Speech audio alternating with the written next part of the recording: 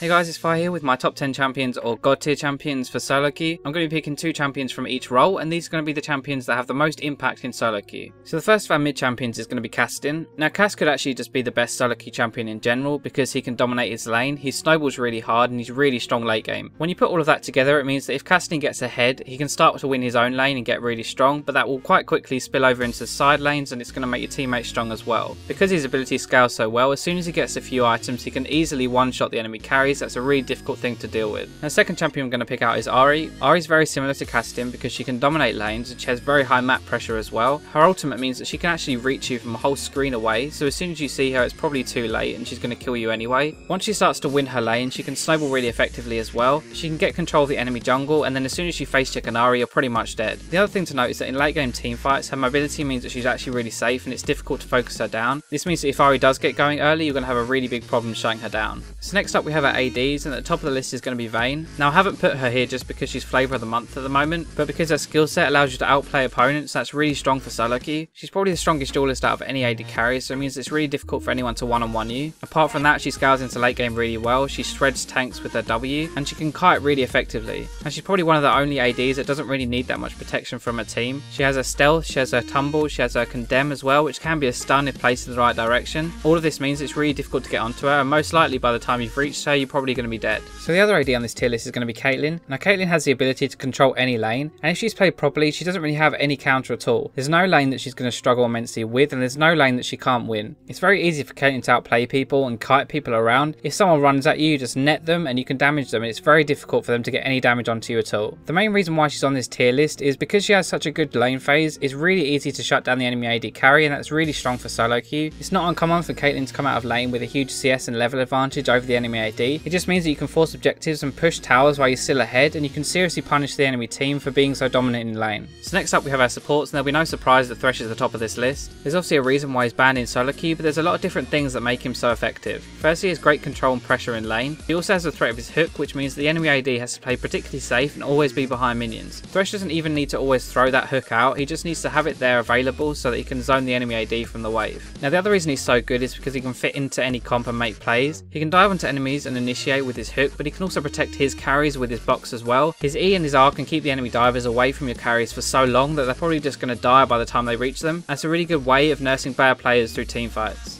Now the other support may be a little bit of a surprise to you, and I'm going to highlight Phylol. Now Phylol probably has one of the best crowd controls in the game with his fear. The 3-second fear is absolutely incredible and can really be a game changer, especially in lane phase. If you play them with anyone who needs just a little bit of time to get their combo off like Vayne or Varus, then they can do that safely and they can put out a huge amount of damage without taking any in return. He also has really high base magic damage on his abilities, which means that you don't even need to build AP to do a ton of damage. The final thing that makes Phylol so strong in solo queue is his ultimate during team fights. Now firstly, it's going to do a huge amount of damage if you dive into their team, but everyone's instinct is to run away from that ultimate. If you dive onto an enemy carry, everyone is going to split from that ultimate and just try and get away, even though you support and you're probably not going to do that much damage. So let's move on to jungle very quickly, and I have actually asked Foxtrot on his opinions, and he gave me 2 junglers in particular. So the first jungler of choice for him was Lee Sin. Now the main point that everyone makes with Lee Sin is that you only play him if you're good with him. Lee Sin can have a huge impact on games, he can gank really hard, he can control the enemy jungle, and he even has a lot of utility in team fights. Now what I mean is he has an AoE slow, he has a shield, he can use his ultimate to kick people away and peel for his carries, or you can even pull the famous insect play and just kick enemy carries into your team. Now all of this means that you control the map so well and you have so much pressure that he's really good for solo queue. The one downside that people have to Lee Sin is I don't think his team fight is very strong, but because of his high skill cap it means that you actually have to play him quite a lot to be effective in team fights and use your abilities correctly.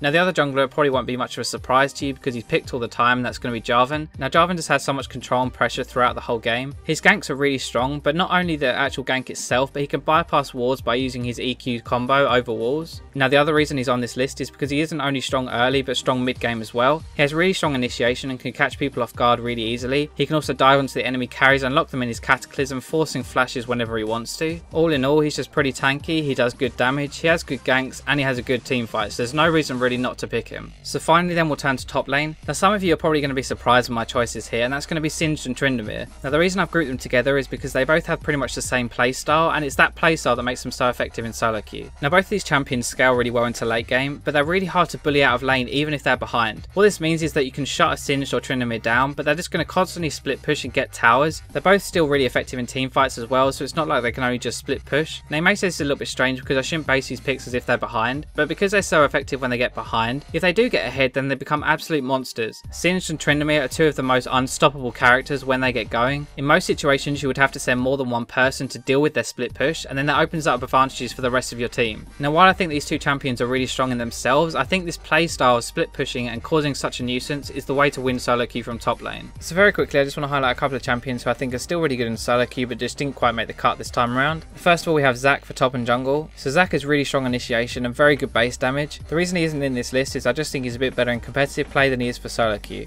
Second up, we have Sona. Now she is very good and she's very strong, but she just doesn't have as much pressure as Thresh or Phylol and can't make as many plays mid game. So finally, we have Twisted Fate. He's got a global ultimate that can affect every lane. He's got insane wave clear. He's got really good pressure with his Lich Bane as well and a low cooldown stun. His new passive actually made him a little bit better in solo queue, so I still think he's a top pick, but in general, Ahri and Caitlyn are going to be better for carrying. So thanks for watching, guys. I hope you enjoyed this video. So I tried to keep this even by picking 2 from each role. Obviously, there are more than 2 viable champions in each role, but I think these are the 2 best for each role for carrying solo queue. Please let me know what you think in the comments below. This is a bit different to what I've done before. As always, if you like this video, please do like and subscribe. Go share it with your friends, like me on Facebook, follow me on Twitter, and I'll catch you next time.